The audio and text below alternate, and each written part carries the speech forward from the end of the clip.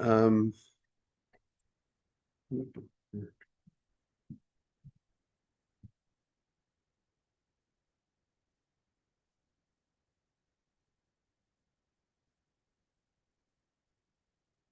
getting ready to start.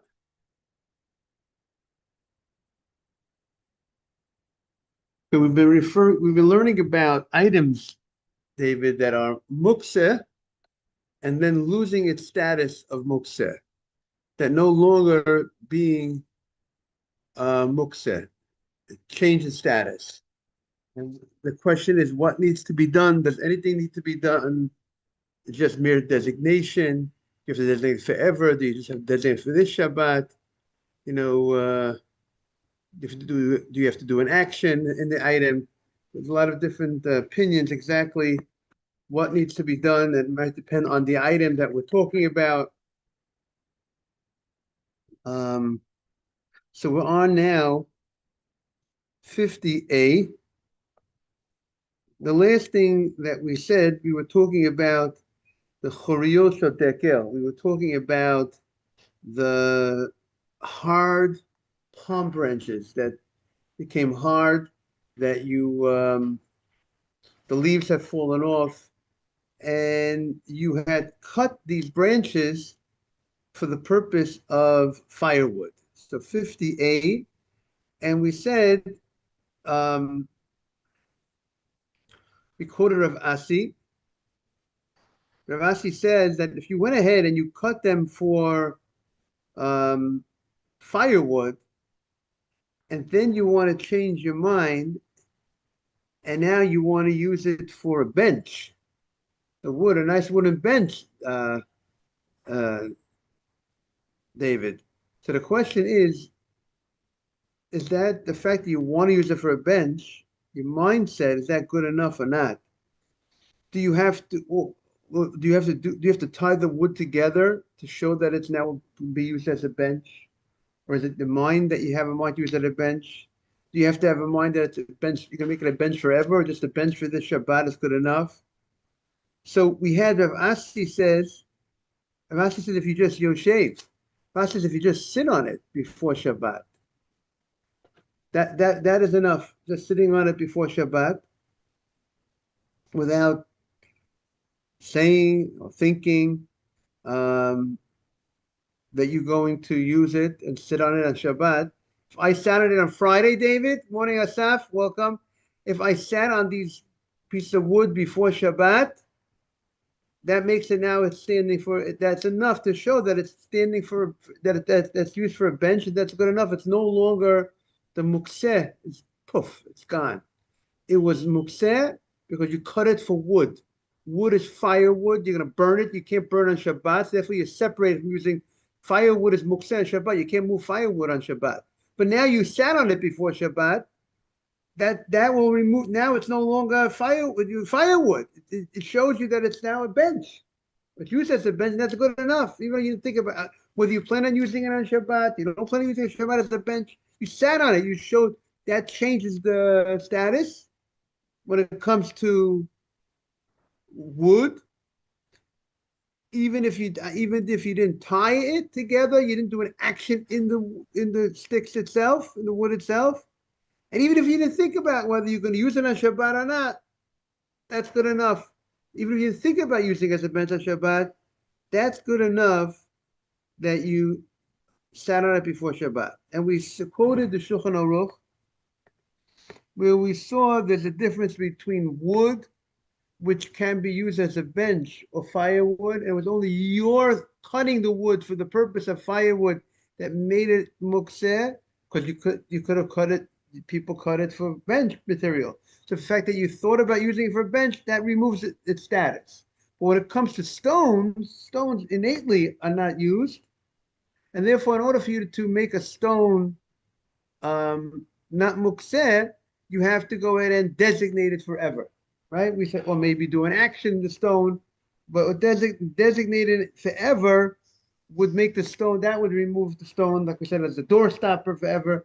That's what we spoke about yesterday. Now, the Gemara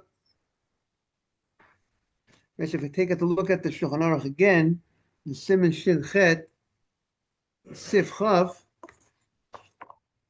so I want to read it inside. He says that wood, that those branches of the palm tree that you cut for burning purposes, they're muktzah, you can't move it. But if you sat on it a small amount of time before Shabbat, then you could sit on it on Shabbat. Certainly, if you tied it together in order for the purpose of sitting on it, you tied it before Shabbat, or you thought about it before Shabbat to sit on it on Shabbat, that is sufficient, right? That would be sufficient. Now, that's according. Okay. Now, the Shulchan Aruch holds, Yosef Cairo, the Sephardi opinion holds, even if you had a mind before Shabbat to sit on it, even not that you have planned on sitting on Shabbat, kind of sitting it during the weekdays, it's good enough. It's no, you have to remove it from being a mukseh, and others say you have to actually have a mind before Shabbat to sit on it on Shabbat itself. Okay. Now we're continuing on page 50A1. We're now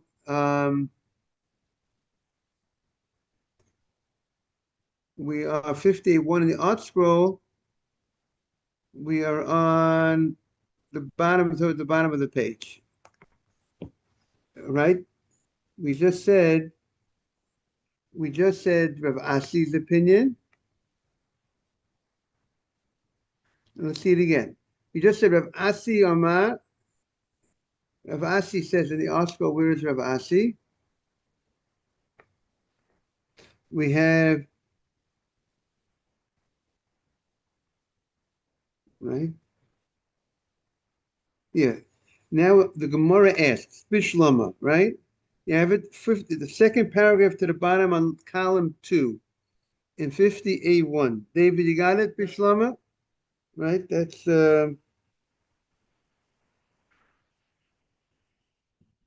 now.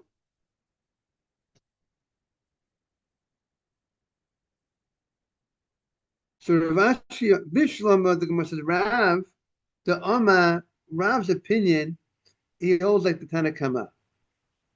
Because Rav said that you have to tie the branches. And that's like the Tanakama. The Tanakama said that you have to tie the branches. And it's not good enough to think about using the branches as a bench. You have to tie them together to show they're made for a bench. And Shmuel says you don't need to tie it. You just have to think about using it as a bench. He holds like Rabbi Shimon Gamliel. Or Shimon Gamliel says you just have to think about it. I want to use it as a bench. That's good enough. Rav Asi, the Omar Keman, Rav Asi, who does he hold like? Rav Asi, who says sitting on it, even if you did not tie it. Rav Asi seems to be in the middle. Rav Asi says that sitting on it, Rav Asi Omar, what did he say? He said sitting on it, even though you didn't tie it, he doesn't require tying, and he doesn't require thinking about using it. He just says sitting on it is enough. Where did he get?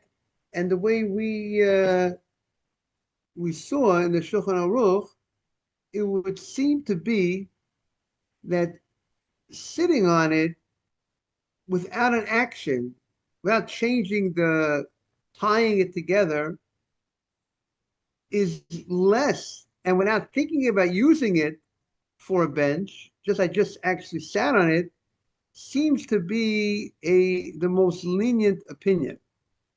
Right? We spoke about that yesterday, right? Just you have something, you just sat on it. If you're thinking about let's say according to the Mishabura's opinion, thinking about using on Shabbat is more reason to say that it's not mukseh when you thought about it for Shabbat than just the fact that during the weekdays I sat on it for a few minutes.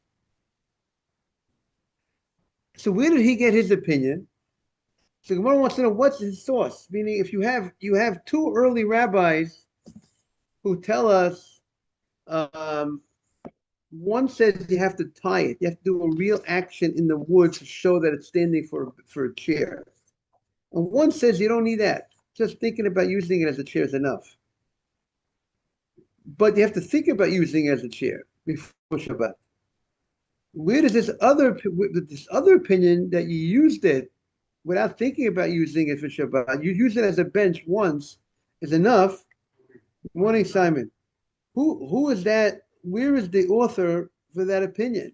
I mean, if you're a later rabbi, you don't you usually you go with one of the early rabbis. You're an Amorah, you go one of the Tanaim. So who is Rav Asi's hanging his hat on? Who's his opinion that he's going like? The Gemara says Rav Asi the Omar Keman. Who does he hold like? So the Gemara says who the Omar Tana. We found the Tana that he follows. Here is the Tana. Now, I want to see how they explain a little bit. I see for a second.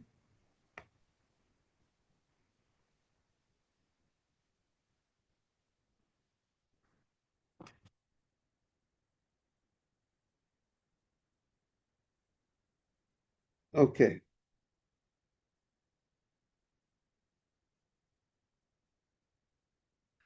So the Gemara says like this. Who is the Tana that he follows like? So the Gemara says, who the Amma Tana, the Tanya. We learned in the Braita. We have Yotzein V'Pikorim. People wear band-aids on Shabbat, right? A band-aid is not considered you're not carrying, right? You're wearing the band-aid, it's wrapped around you. Good morning, Nathan. It protects the wound, right? Good morning, Nathan. So here we're talking about a guy takes flax, that you comb the flax, and you put it on a little wound that you had to protect the wound from scratching. You don't want your garments, you don't want it, usually we protect a wound because we don't want it to get dirty, right? Because the wound gets dirty, get infected. But here, let's say the way Rashi seems to explain, or some of the commentaries explain that you want to go ahead and you're protecting the wound from. Rashi says you don't want your garments to scrape into the wound and to make it worse. So you put something on it. It's like it's protection. Like you protect your body. You want your body to be warm. You want your body. You're protecting your body that it should have. Protecting your body from getting scraped. Your wound from getting scraped. So if you go ahead and you take a piece like we have a bandage. They took a piece of comb linen, comb flax becomes linen, piece of comb flax, or tzipa. Tzipa is, let's say, wool that you comb the wool, and you went ahead and you put this on the bandage, right? So they say it's combed wool, and you put it on the wound. So there's no issue of carrying on Shabbat because it's like a garment, it's protection. There's no issue of if you go ahead and you take a key and you put it on a chain and you want to carry a key is not a garment. There's some people that think in places where there's no eruv, they take a key and they wrap it or put it on a chain and they wear it around their neck. But it's not a jewelry. It's not a garment. It's a problem. It's not proper. That's not a proper thing. If you want to, in a place where there's no eruv, you have to know they have something called the Shabbat belt. How they have a key as part of a tie clip that has a purpose, that it's serving the tie itself. But there's certain things that not every it might be considered carrying, even though you put it around your neck. But here, when you put it on your wound, it's wrapped around the wound. It's there to protect, that's not a problem. Now, it's also not a problem, we don't, when it comes to healing on Shabbat, a guy has a, we don't, general, there's an issue of healing on Shabbat. We don't, if a person has a infection, they take medicine for an infection or a certain type, but we don't heal on Shabbat. There's a concern if we do certain things unless if a person is bedridden, he could take medication, you know, or certain time, certain things we allow. But in certain situations, the person has a little headache. It's not really affecting him in any real way. He's able to continue his daily activities normally. He doesn't have to lay down and go to bed because of his headache. We say not to take medication. What's wrong, Rabbi? Why should you take medication? There's a mitzvah that the person should be healthy, right? But there's a concern that they might come to grind the herbs to make medication. To make how do you make medicine? You grind certain herbs, right? What is it made from, right? Historically, and now maybe today, however they make the medications, but you go ahead and grinding is one of the malachot on Shabbat, right? You're not allowed to grind. That's what they ground. They made ketoret, they made spices. Say it again. But even food is also you can't grind food on Shabbat. I'm saying even we'll look more into the halachot about grinding, but in general you can't grind food on Shabbat. That's one of the things you can't do. You can't grind your vegetables. You can't grind your peppers on Shabbat. Grinding is you just swallow a pill. You don't grind anything. Right. You don't swallow the pill, but the concern is you might create that pill. You might grind the herbs. Today, yes, we have a pill, but what about if you don't have any medication, you ran out of medication, and you're a handy guy, you might come to. There's no exception about pills. No, there is it depends. If a person has an infection, take a pill. If a person is bedridden as a result of he could take a pill. You know what I'm saying? But just to take a pill when you don't really need it, when the situation you have a little headache, we say a little headache, it's not affecting you in any real way, that you have to be going to bed as a result of it. We stay away from medications. What's the reason for that? Because we'll learn more about it, Simon, as we go in the tractate. We didn't really have much about that, right? About medication. This is just about grinding. That's the main concern, was you might come to make the medicine. How do you make medicine? Right, David? How do you make medicine? We live in the city. We're city boys, right? Right, exactly. And that's a malacha. That's work. That's called their work on Shabbat. We don't grind on Shabbat. But Rabbi, at what point can these, rabbinically instituted walls be taken down? Because Right. It's not about living in the city. It's about living in a time period. Even if we lived in Afghanistan, we probably wouldn't do that. I mean, I would say if what happens if you're nature, or you make your own stuff? What happens if people don't make their own, possibly make their own things today? I mean, I don't think so. very rarely, but if people, I mean, usually, to undo the decree, you need like very, you need a tremendous court that may be greater than the previous courts. I think this type of decree, Right. it's a very strong, was a very major decree, given by the rabbis, I presume, of the Great Assembly. Right. It was a very early, it was a decree that was in use by the Jewish people for Yeah. For centuries, 1,000. Now it's already a couple of thousand years. In Shulchan Aruch, if we'll take a look at the Shulchan Aruch. Time period. In another 10 years, you don't even need to take a pill. You want to look at something and you want to believe it. I mean, like that, Simon. But Rabbi, the newer rabbis can make more rules but they can't take away They, the right, rules. right. They can't take certain things. They can't really take away unless it was given in a way that some rules were given that the rules apply only when the reasons of the rules apply.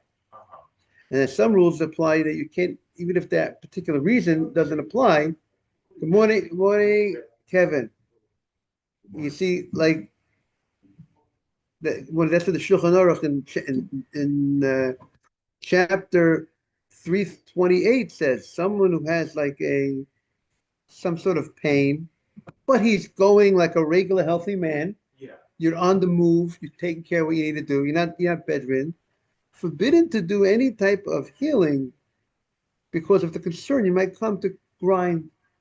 That's the basic law. And Chafetz Chaim says, but if you are very pained and your whole body is sick as a result of that, or he says you are bedridden, even if there is no danger, the rabbi said you could do it as long as you're not going to as long as you're not going to grind. But those exceptions are seem unrelated. Like those are for like I understand the exception for a sick person who wouldn't grind, but like why would that rule be one of the rules that's meant to survive forever? Because when the rabbis made, we welcome Nathan and Kevin, when the rabbis made the decree, the fence, right? The rabbis created a fence. They are concerned. People might come to grind herbs on the Shabbat. Okay, you could.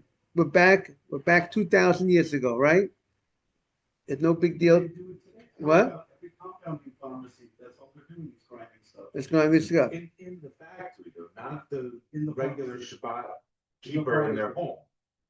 I mean, the individual, you say it's more the professionals, the manufacturers do it, but not the average guy. But the home guy has the ability, and today with AI, you'll make it. Turn on your YouTube and watch You watch, and you'll make everybody will making their own medicine. How do you like that? How do you like that, Simon? Everyone today, they're going to save money on the medication. What? And then you order a compound on Amazon and then you grind it yourself. You're going yourself, make it fresh. That's what David said. You get the mortar and the pestle, and you go and ready to roll. Who needs the pharmacy? What?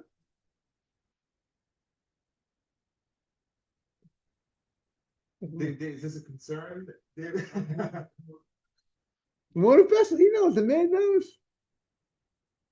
So you hear what I'm saying? You can even be relevant to the average guy today. It can be, but there's a cost and there's a benefit. Like the benefit might be 1 out of 100,000 people, the one Jew in the desert or the forest might be prevented from grinding because of this halacha. But the cost of it is that we have halacha books that are so large that so many people can't grasp them, and so many of the fundamental halacha get missed because of things like this. Yeah, but it makes you be able to grasp it. You give. Shofar to get tutored by his teacher, Mhm. and as a result, when we have Rosh Hashanah and Shabbat, You don't blow the shofar. Shofar. All 16 million Jews don't blow it because of the one guy who might carry his shofar to be tutored. That one feels more applicable. See, at least that one. That's the same one against 16 million. No, but the difference is when that was instituted, nothing has changed technologically since then. So we have no right to go against those rabbis because they made a judgment that that one Jew with the shofar is worth more than 60 million. But here, something has changed in the facts, right? Like But I'm saying to you, we even today, yes, it's very rare that anybody is grinding their own stuff. But number one, you might need to have like I said, even if the reason might not apply, but once the rabbis came up with that rule, you can't do. You might not be able to undo it. And I'm even suggesting to you. And I'm sure they one TikTok trend that shows, oh, this is a cool way to make coffee, tea, matcha, whatever. And that makes sense. That I would say the ban on the coffee and the tea should remain. because I would grind that. But And your black pepper and your. for sure. No, for sure. There's many things we still grind, for sure. Right, but I'm Like, saying, Adam, you're gonna be surprised, and you're gonna say, when you're gonna see an article about, Right. drugstores are going out of business because people are making their own drugs in their house. You're gonna say, wow, Rabbi Friedman was talking about that. But- I mean, it could come back. could, It but- could, the person is also able to come back, that people might grind. Nothing has stopped the ability for a person to grind. True, but this is my concern, is that even if we had definitive proof that no one was doing it and no one would do it, we still wouldn't be able to overturn it. Something's wrong with the system right now. No. So again, so therefore, there's certain enactments that in order to overturn the system, you need to have a court, a Right. Bezdin, a Jewish court that's greater in number and wisdom to overrule. I think both. We have to check it up. Chachma Minyan, and we don't have such a court. So therefore, that's why you could be undone. Meaning the rabbis, if you would have such a hypothetically, but what will happen is maybe in the times of Mashiach, maybe if they want to undo the rabbis, We'll put that on the. and maybe then they could undo it. Maybe the rabbis then will decide regarding certain rabbinic enactments. They might say, okay, we have a greater court now. Maybe the time of Mashiach, maybe there'll be greater court, perhaps, and sure, at the time of Tchiat HaMeitim, when everyone be arriving, people will be alive. There'll be definitely a court that's greater than the court of the great assembly. So there'll be rabbis from Moshe Rabbeinu's time. The Zikanim will be back. So that's just, I think people are not even aware of such a halacha. Many people don't even know there's an issue of taking medication just for when a person has no real ailment that's really affecting his whole body, and it's just a little, what? Maintenance, That's what I'm saying. So every day. again, so again, see, blood pressure, these type of things are things you can't play around with. It does have more life. These are much more serious. Those are more serious, right? Blood pressure would affect it's a sakana, a danger type of thing. If you don't take your blood pressure medication, these type of things, that's a sakana. Now, so the Gemara says, he holds like the Tanya. So we got into this because we were talking about wearing like a Band-Aid on Shabbat. But here, the Band-Aid is not Band-Aid material. This was made from a linen that you combed. Now, the wool that you comb, what do you generally wool will be, you're going to make garments from it. It's not usually made for a Band-Aid, right? Now, You can comb cotton to make a Band-Aid. okay, but okay, so now what do we say about this stuff? The Gemara says you could go ahead and you could go out to Reshut Rabim wearing this piece of linen, flax that was combed. Bizman shetzava'am b'shemen. If you dipped it in oil before Shabbat, so when you dipped in oil before Shabbat, that softens the material of the garment of the comb flax, and therefore the Band-Aid itself won't irritate the wound because the softness of the oil now makes the material soft. Or krochon memeshicha, and you went ahead. There are different texts. Either you dipped it in oil and you wrapped it with a string in order that it shouldn't fall off. Some say, the Shulchan Aruch says you don't need both, dipping in oil and wrapping in a string, or wrapping in a string would also be sufficient. Now, that would be fine. But lo savan b'shemen, if you did not soften the material, the Band-Aid that you're making a Band-Aid now. You didn't, before Shabbat, if you did not go ahead and dip it into oil, and you didn't tie it, Ein Yotzin, you can't, on Shabbat, you can't now, if it was not dipped in oil before Shabbat, you would not be able to go ahead and put it on Shabbat, to apply it as a Band-Aid on Shabbat. Why? Because it seems, Nathan, that these are standing to be used to be spun, meaning this is a type of material that you would not generally use for a Band-Aid, even though you can make it as a Band-Aid, but you did not, it's standing to be spun. If you dipped it in the oil, then you're showing it already, it's for Band-Aid. But if you go ahead and you didn't dip it in the oil, or you wrapped it on before Shabbat, right? So you're showing it's a Band-Aid. What are you wrapping it on before Shabbat? It's a Band-Aid. But if you didn't wrap it before you didn't tie it on before Shabbat, or you didn't dip it in the oil before Shabbat, and you then on Shabbat you can't go out with it on Shabbat because it's not considered a Band-Aid before Shabbat. So now it's not considered a Band-Aid before Shabbat. Now you go. Now it's like you're taking something, and you're carrying. It's like you're carrying this piece of linen, this piece of flax, by putting it on you, because it was not made into a Band-Aid before Shabbat. So now therefore you cannot go out with it on Shabbat. But the im yotze behem sha'achat. Good morning, Nathan. But if you went out with it before Shabbat, if already before Shabbat you already went out with this, meaning you did not dip it in the oil before Shabbat. You did not, but you went out with it before Shabbat. You didn't tie it around you before Shabbat. You didn't dip it in the oil. The fact that you used it before Shabbat, that is sufficient to make it into a Band-Aid. And it's no longer considered like that status of the material. So too, Rav Asi treats the wood. Rav Asi treats the hard palm branches that you had cut off the tree, that for the purpose of firewood.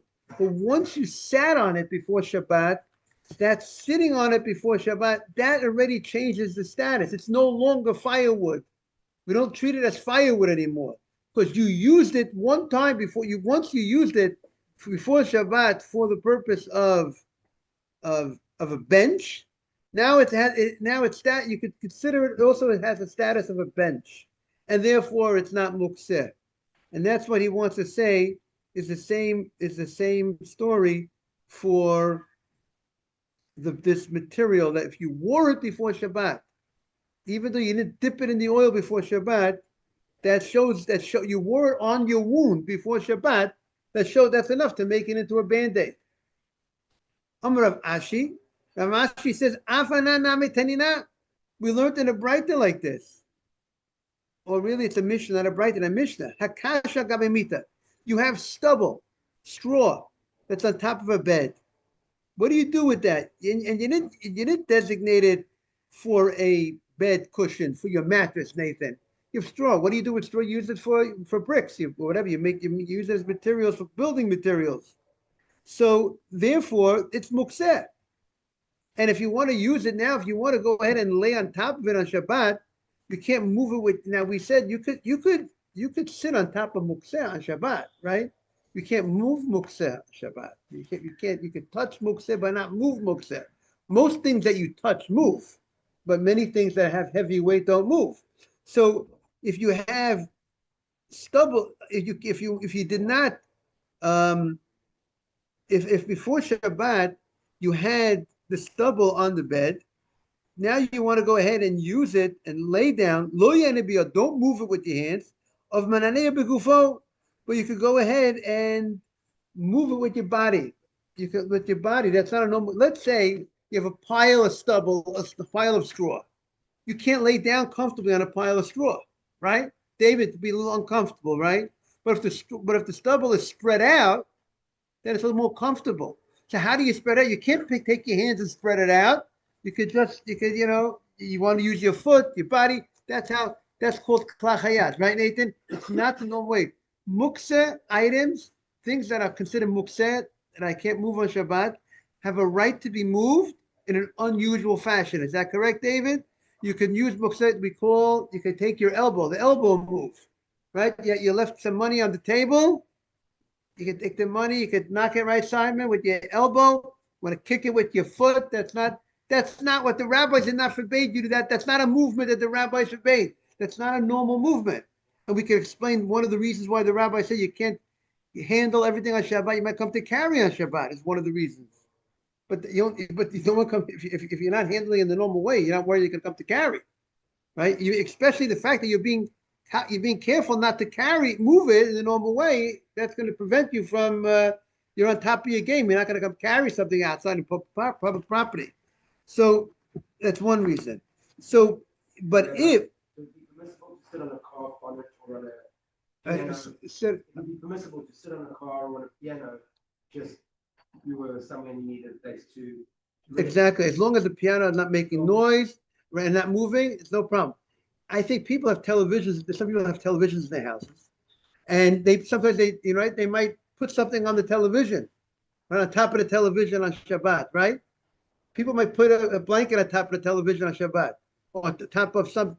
Not talking about the television that's on. A regular television that's off in the morning, right? You put something on top. You might touch the television, right? The back of the television. That's not muktzeh. Yeah, I mean, television is muktzeh. It's not a problem. You didn't move the television. You know what I'm saying? Is that for some people, television became a piece of furniture that they store things, right? Oh, it's like the exercise bike. Exercise bike, exactly. Exercise bike. Can you put something on the exercise bike on Shabbat? You hang stuff. You can put an exercise bike. You're not moving the bike, but the bike is muktzeh, right? That's the case. Morning that an exercise that as long as you're not moving the muktzeh, it's not a problem, and you're not creating any dials to go on, no electricity to happen as a result of that. So it says, if aval im haya macho behema, if let's say the straw was already used for, it's going to be used for food for the animal, right? It's not meaning you have certain straw that you're going to be using for building materials, right? Let's say that's going to be muktzeh. But straw that's for animals, that's not muktzeh. You have a mitzvah. You feed your animals on Shabbat. You feed them. You put food down in front of them. That's not muktzeh, right? So, hayalav karo sadim yom. If you already use the stubble as a blanket or as a cushion, as a bedding for yourself before Shabbat, then minane biyado shmamina. You can actually be talking about moving stubble. Stubble is generally muktzeh. Straw usually used for building materials. It's muktzeh on Shabbat. But once you already use it as a bedding, as a cushion for you as a bed, once you already used it, now it lost the status of muktzeh. So that's the Gemara is proving that the use of the item that was once muktzeh, by using it once, by using it before Shabbat in a permitted fashion, that will make it not muktzeh. So therefore, that's the proof for Rav Asi. But that doesn't apply to everything. We said a rock is different. If you use a rock for one time before Shabbat to hold your door closed or hold your door open, that rock still will be muktzeh unless you designate the rock permanently to be used as a door stopper, David. Then it's no longer muktzeh. A rock in general is what? Muktzeh. I don't have use. What do I have use for a rock? Even though I used it once for a door stopper, it's still muktzeh. I got to designate it forever. Have a great day, everybody. Thank you all for joining. Every moment counts. You're not. Thank you very much. Thank you. Have a great day, everybody. Every second of Torah. David, you got special mention today. And how do you like the pharmacy connection, David? David, you got to help us out. You got to give us some information. Have a great day, Asaf. We get to a day like that, but we need to we've had the veterinarian day, a lot of architect days. Take care of yourself. Hey, have a great day.